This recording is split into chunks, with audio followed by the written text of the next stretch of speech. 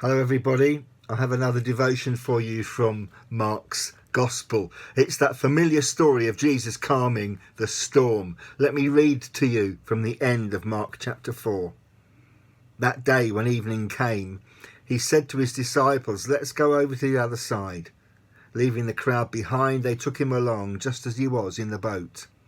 There were also other boats with him, and a furious squall came up. The waves broke over the boat so that it was nearly swamped. Jesus was in the stern, sleeping on a cushion. The disciples woke him and said to him, "Teacher, don't you care if we drown?" He got up, rebuked the wind, and said to the waves, "Quiet, be still." Then the wind died down and it was completely calm. He said to his disciples, "Why are you so afraid? Do you still have no faith?" They were terrified and asked each other, "Who is this? Even the wind and the waves obey him."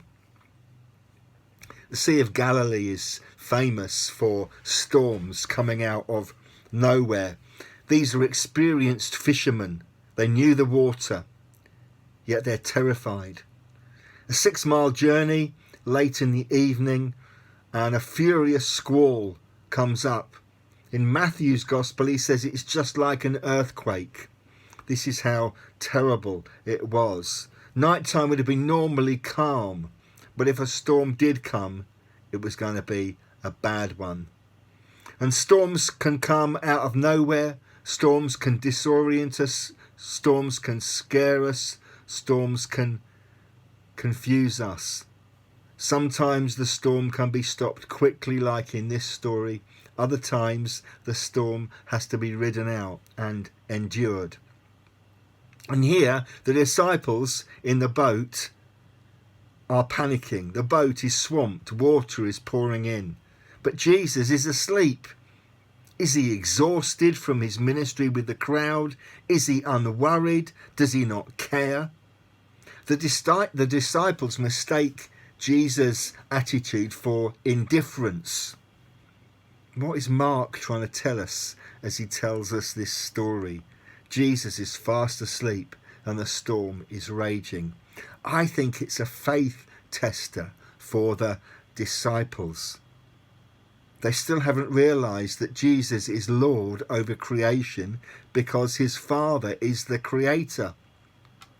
And they wake Jesus up. "You don't care about us." Jesus gets up and says, "Quiet, be still." That's the same commands that he uses in the first chapter of Mark's Gospel to command an evil spirit. And now Jesus is using it for the wind and the waves. He says to the disciples, "Why are you so afraid? Do you still have no faith?" The disciples are still afraid. This time they're not afraid of the storm. That's stopped. They're afraid of the incredible power that Jesus has displayed because they still don't quite know who he is. See, I think the faith test is this. By now, the disciples should have been realising that the mere presence of Jesus with them is enough. Later on in their journey with Jesus, they are going to fall asleep at just the time when Jesus needs them, in Gethsemane, in his greatest hour of need. But here, because he's asleep, they think he doesn't care, and they don't realise that they've got the Lord God Almighty with them in their boat. See, this story, I think, is about the identity of Jesus. The disciples end it by saying to each other, "Who is this man? Even the wind and the waves obey him." They've been eyewitnesses to his divine power, yet they're still not sure exactly who he is. And if we're reading this for the first time, or if we're hearing this story told for the first time, then we think to ourselves, when will they finally discover who Jesus is and put their complete trust in him? What's the take home for us today? The take home, I think, is this. Your life might be very stormy right now. This whole last 12 months might have felt like one long storm. You might be riding in rough seas right now, And you could be crying out, God, don't you care? Jesus, where are you? And I want to encourage you and challenge you that the presence of Jesus with you is enough. He might appear inactive, he might appear asleep, he might appear disinterested.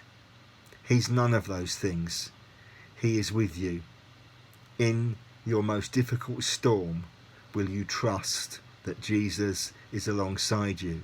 And if he is in your boat, he is enough. God bless you.